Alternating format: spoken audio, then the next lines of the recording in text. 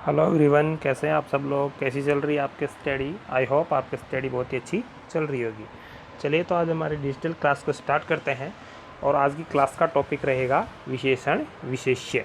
देखिए विशेषण क्या होते हैं, विशेष्य क्या होते हैं, आज हम इस क्लास के माध्यम से सीखेंगे। चलिए तो सबसे पहले हम परिभाषा देखते हैं कि विशेषण विशेष्य की क्या परिभाषा होती है।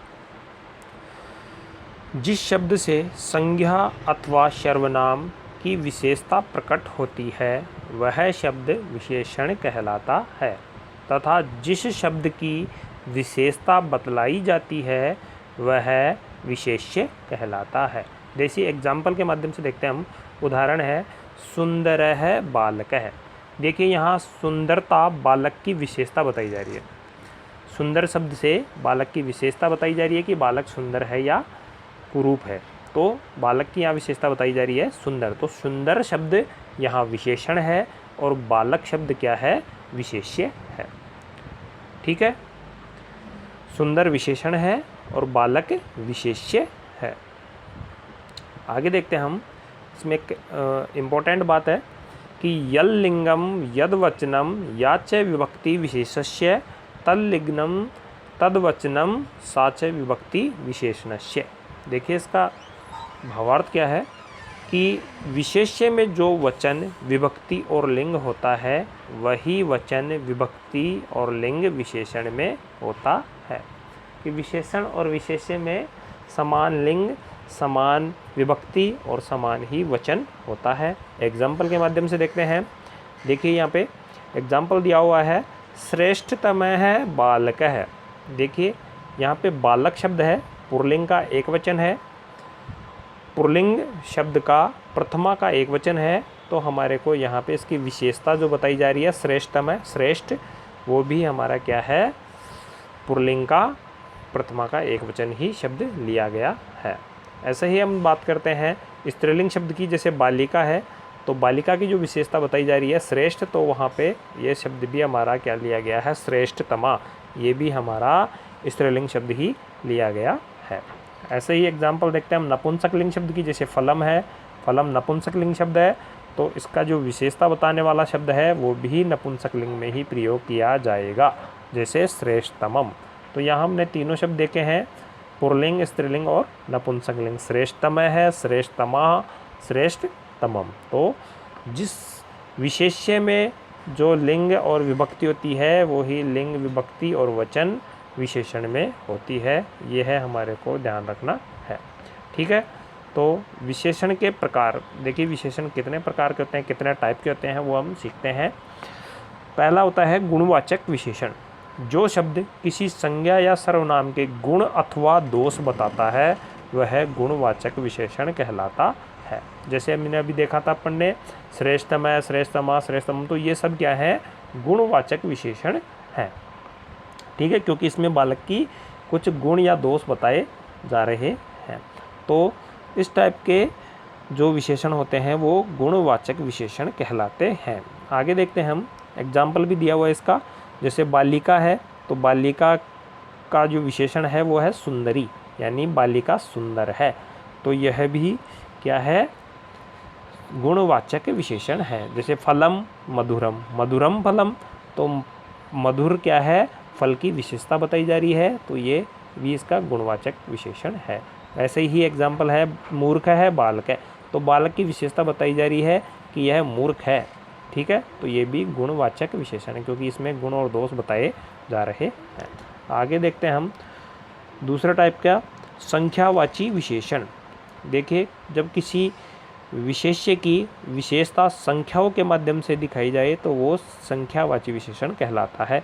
इसमें दो टाइप के हो सकते हैं कि निश्चित संख्या भी हो सकती है या फिर अनिश्चित संख्या भी हो सकती है। तो पहला देखते हैं हम निश्चित संख्यावाची विशेषण। ठीक है, देखिए निश्चित संख्यावाची विशेषण, यहाँ पे निश्चित संख्या दी हुई है एग्जाम्पल में, द्वौ बालकौ, दो बालक। ऐसे ही तीन बालिका है तो तीसरे बालिका। ठीक है, तीन बालिकाएं, बालिकाओं की विशेषता बताई जाएगी कि एक है, दो है, तीन है, पाँच है, जो भी, तो ये सब क्या है, निश्चित संख्यावाची विशेषण है। ऐसे ही पंचवृक्षाणि। ठीक है, आगे देखते हैं हम अनिश्चित संख्या। कई कई बार क्या होता है कि कुछ अनिश्चित संख्या भी दे दी जाती है, जैसे केचन बालका, कुछ बालक, तो यहाँ निश्चित संख्या नहीं है, अनिश्चित संख्या है, इसलिए ये अनिश्चित संख्यावाची विशेषण है। ऐसे ही है अनेकानि फलानि, अनेक फल, तो यहाँ भी उनकी कोई निश्चित संख्या नहीं है, अनेक हैं, अब कितने भी हो सकते हैं, तो ये सब क्या है, अनिश्चित संख्यावाची विशेषण है। आगे देखते हैं हम, आवृत्तिवाचक विशेषण भी हो सकता है, जैसे द्विगुणा है ना, तीन गुना, तो त्रिगुणम, तो ये सब क्या है, हमारे आवृत्तिवाचक विशेषण होते हैं, जिसमें एक आवृत्ति में उनकी वृद्धि होती है, दुगुना, तिगुना, चौगुना, पंचगुना, इस टाइप से, तो ये सब आवृत्तिवाचक विशेषण होते हैं। उसके बाद में देखते हैं हम, परिमाणवाची विशेषण भी होते हैं, जब किसी विशेष्य की विशेषता परिमाण यानी उनके नापने या तोलने की इकाई के माध्यम से बताया जाए, तो वो क्या होते हैं, हमारे परिमाणवाची विशेषण होते हैं। तो जो शब्द तोल, माप, समय आदि का परिमाण बताते हैं वह परिमाणवाची विशेषण कहलाते हैं। जैसे तोल के लिए कुछ शब्द होते हैं, ग्राम, किलो, क्विंटल, माशा, रति, ये प्राचीन काल में काम लिए जाते थे, माशा और रति, तो ये शब्द हमारे तोल के शब्द हैं, ये भी हमारे परिमाणवाची विशेषण कहलाते हैं। ऐसे ही माप के लिए तो हम किसी चीज़ को अंगुल, प्राचीन समय में अंगुल, फिट इत्यादि नाम से भी मापा जाता था, आज के टाइम पे हम मीटर, सेंटीमीटर इत्यादि से नापते हैं। तो अंगुल, फिट, मीटर, सेंटीमीटर इत्यादि माप के शब्द हैं, ये भी परिमाणवाची विशेषण है। ऐसे ही शब्द के समय के लिए भी कुछ शब्द हैं, क्षण, पल, सेकंड, घंटा, मिनट, ये इत्यादि समय के लिए माप काम आने वाले शब्द हैं, तो ये सारे परिमाणवाची विशेषण होते हैं। आगे देखते हैं हम, सर्वनाम विशेषण। जो हमारे सर्वनाम शब्द होते हैं उनको भी कई बार विशेषण के रूप में प्रयोग किया जाता है, तो वे शब्द क्या कहलाते हैं, सर्वनाम विशेषण। जैसे देखते हैं हम, सर्वनाम शब्दों को विशेषण के रूप में प्रयुक्त किया जाता है, तो वे सर्वनाम विशेषण कहलाते हैं। एग्जाम्पल देखते हैं हम, यह बालक, तो बालक की विशेषता बताई जा रही है, यह या वह, तो यह वह ये सब क्या है, हमारे सर्वनाम शब्द हैं। तो यहाँ पे एषः है, बालक है, ठीक है, तो एषः क्या है हमारा यहाँ पे विशेषण है, और बालक है क्या है, विशेष्य है, क्योंकि बालक की विशेषता बताई जा रही है ऐसे से, तो एषः विशेषण है।